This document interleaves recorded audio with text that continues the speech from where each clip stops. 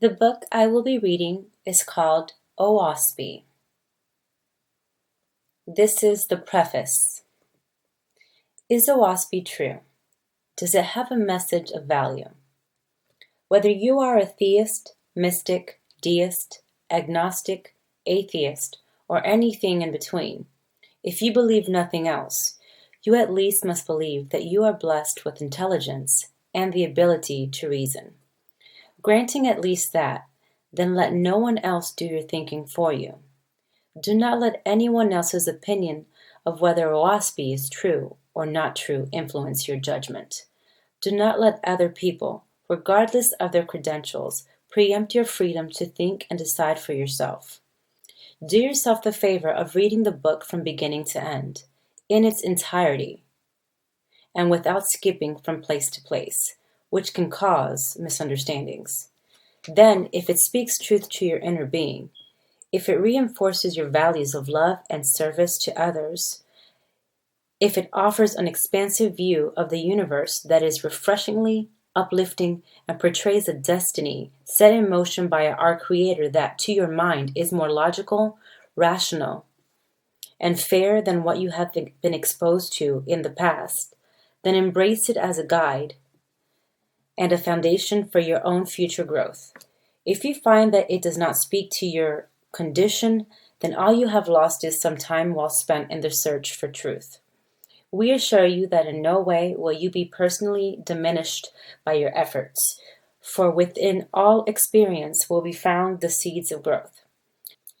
The quest for knowledge should be an unending endeavor. What you have before you is the second edition of Oahspe. There were two. The first was published in 1882 and the second slightly re-edited version in 1891. We have compared both editions word for word, and we offer our humble assurance that the differences between the two are negligible and in no way alter the overall message or narration of the text.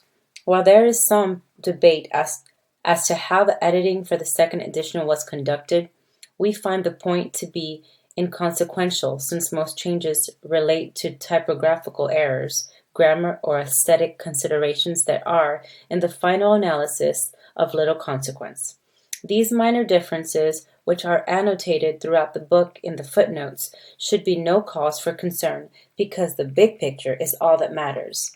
Oahspe, even in its own words, was never intended to be a perfect book, to be quoted chapter and verse as a substitute for personal discernment or, with a stroke of finality, to establish a sect or dictate a creed. If you are seeking such a book, you have come to the wrong place. Oahspe reaffirms the truth that predated our religions, sects, or creeds.